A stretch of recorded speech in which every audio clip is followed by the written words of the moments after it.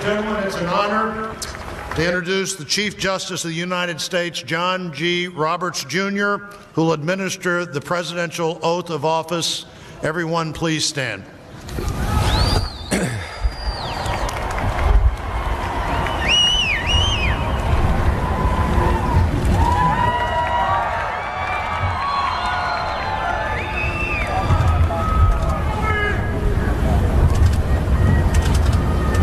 Please raise your right hand and repeat after me.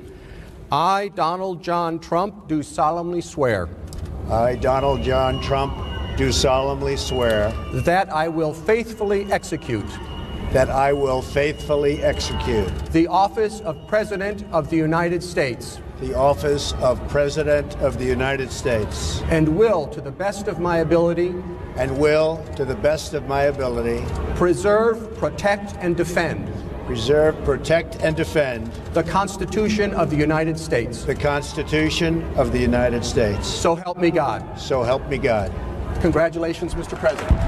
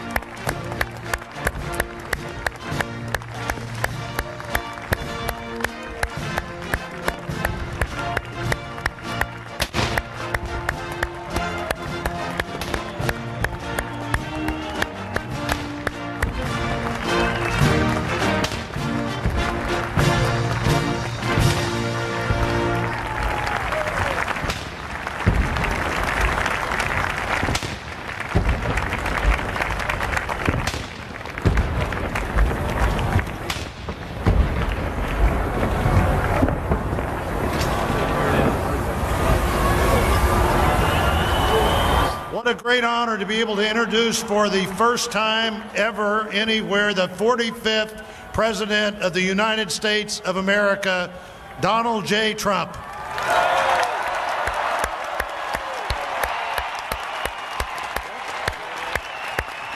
I get that one right?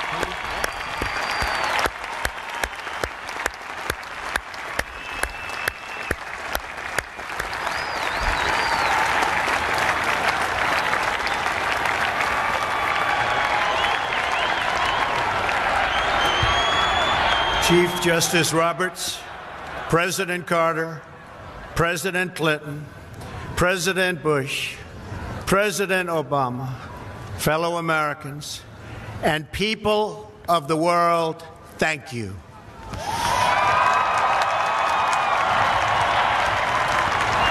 We, the citizens of America, are now joined in a great national effort to rebuild our country and restore its promise for all of our people.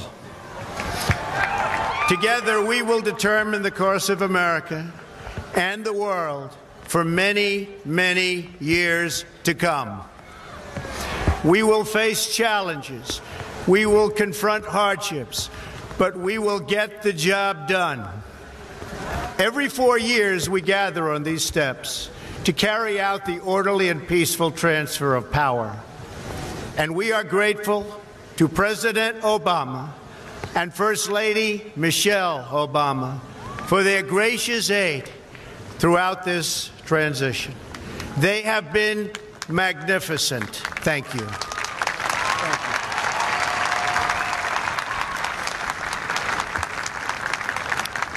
Today's ceremony, however, has very special meaning, because today we are not merely transferring power from one administration to another or from one party to another, but we are transferring power from Washington, D.C. and giving it back to you, the people.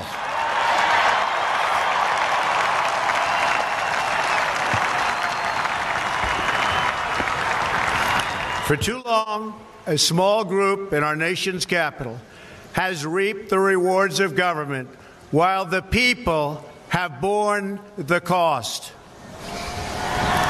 Washington flourished, but the people did not share in its wealth. Politicians prospered, but the jobs left and the factories closed. The establishment protected itself, but not the citizens of our country. Their victories have not been your victories. Their triumphs have not been your triumphs. And while they celebrated in our nation's capital, there was little to celebrate for struggling families all across our land.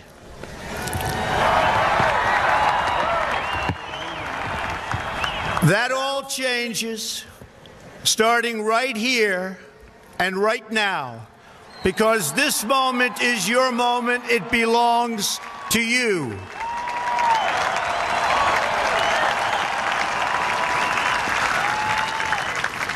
It belongs to everyone gathered here today and everyone watching all across America. This is your day. This is your celebration.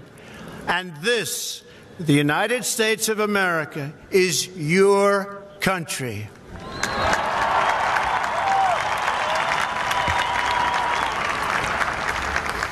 What truly matters is not which party controls our government, but whether our government is controlled by the people. January 20th, 2017 will be remembered as the day the people became the rulers of this nation again.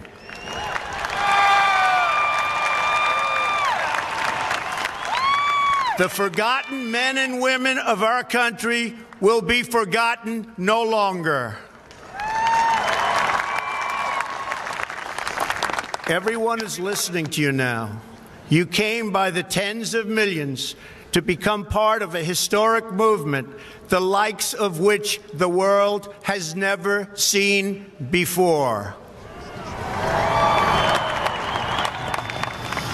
At the center of this movement is a crucial conviction that a nation exists to serve its citizens. Americans want great schools for their children, safe neighborhoods for their families, and good jobs for themselves. These are just and reasonable demands of righteous people and a righteous public. But for too many of our citizens, a different reality exists. Mothers and children trapped in poverty in our inner cities, rusted out factories scattered like tombstones across the landscape of our nation, an education system flush with cash, but which leaves our young and beautiful students deprived of all knowledge.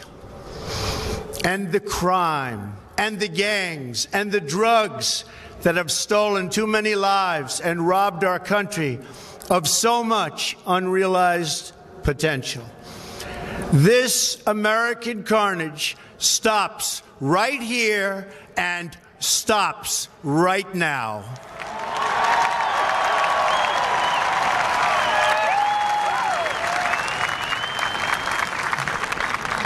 We are one nation, and their pain is our pain.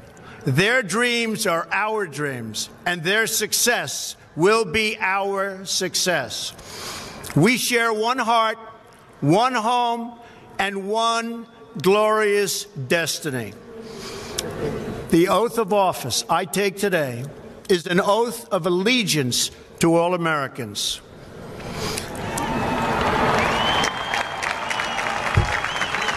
For many decades, we've enriched foreign industry at the expense of American industry, subsidized the armies of other countries while allowing for the very sad depletion of our military. We've defended other nations' borders while refusing to defend our own.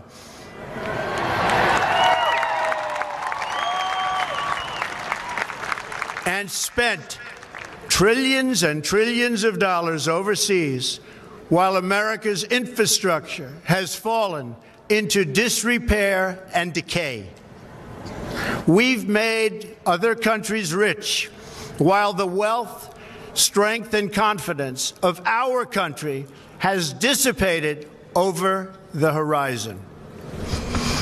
One by one, the factories shuttered and left our shores, with not even a thought about the millions and millions of American workers that were left behind. The wealth of our middle class has been ripped from their homes and then redistributed all across the world. But that is the past, and now we are looking only to the future.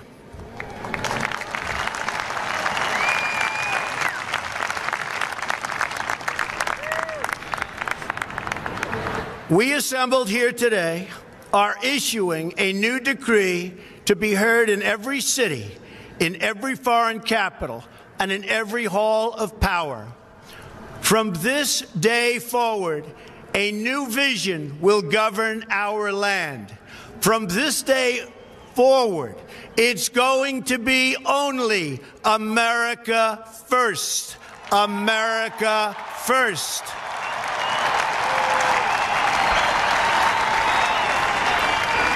Every decision on trade, on taxes, on immigration, on foreign affairs will be made to benefit American workers and American families. We must protect our borders from the ravages of other countries making our products, stealing our companies, and destroying our jobs.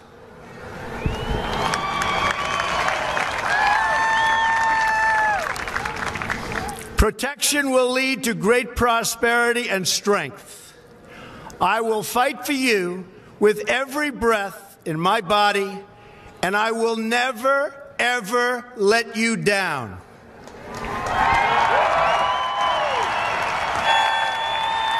America will start winning again, winning like never before. We will bring back our jobs. We will bring back our borders. We will bring back our wealth. And we will bring back our dreams.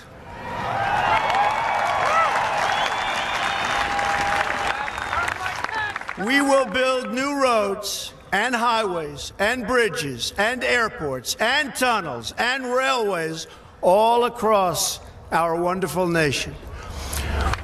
We will get our people off of welfare and back to work, rebuilding our country with American hands and American labor.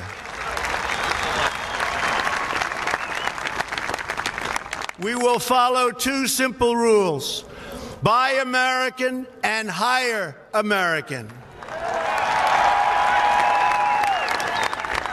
We will seek friendship and goodwill with the nations of the world, but we do so with the understanding that it is the right of all nations to put their own interests first.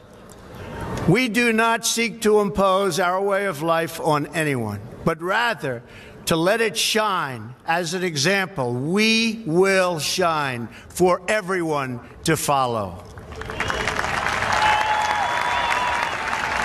We will reinforce old alliances and form new ones and unite the civilized world against radical Islamic terrorism, which we will eradicate completely from the face of the earth.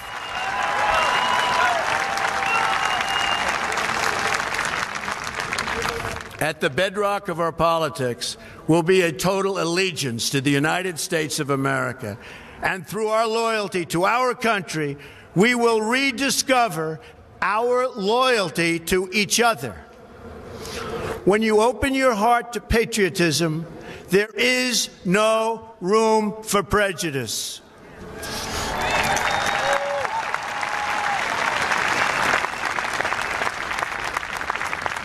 The Bible tells us how good and pleasant it is when God's people live together in unity.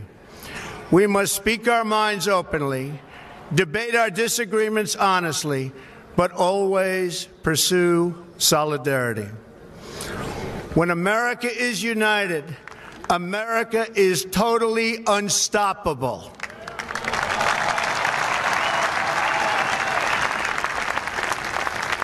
There should be no fear.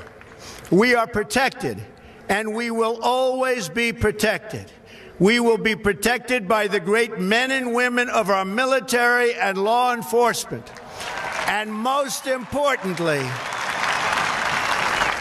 we will be protected by God.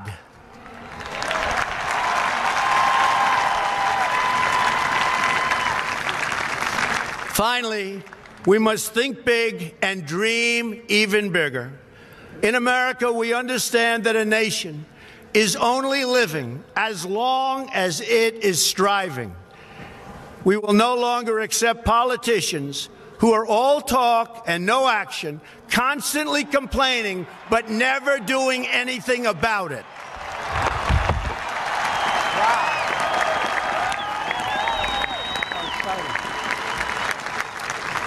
The time for empty talk is over. Now arrives the hour of action.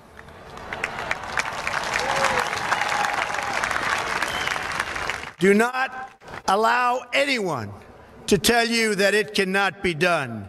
No challenge can match the heart and fight and spirit of America.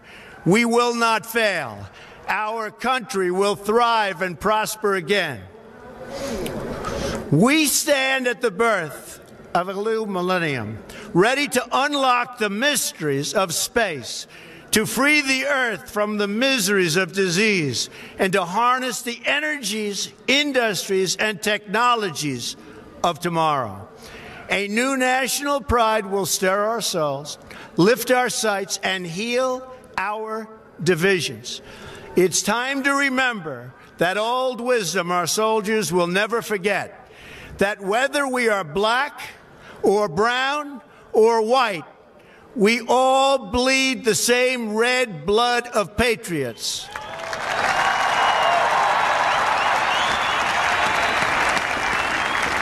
We all enjoy the same glorious freedoms, and we all salute the same great American flag.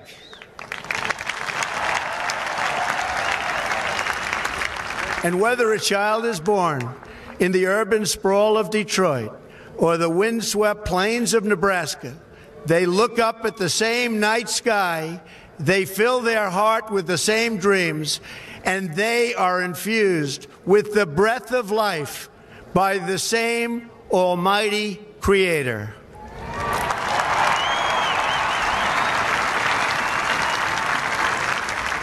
So to all Americans in every city, near and far, small and large, from mountain to mountain, from ocean to ocean, hear these words: you will never be ignored again.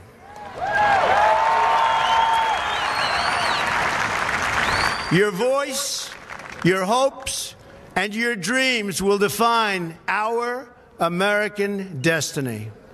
And your courage and goodness and love will forever guide us along the way. Together, we will make America strong again. We will make America wealthy again. We will make America proud again. We will make America safe again. And yes, together, we will make America great again. Thank you, God bless you, and God bless America. Thank you. God bless America.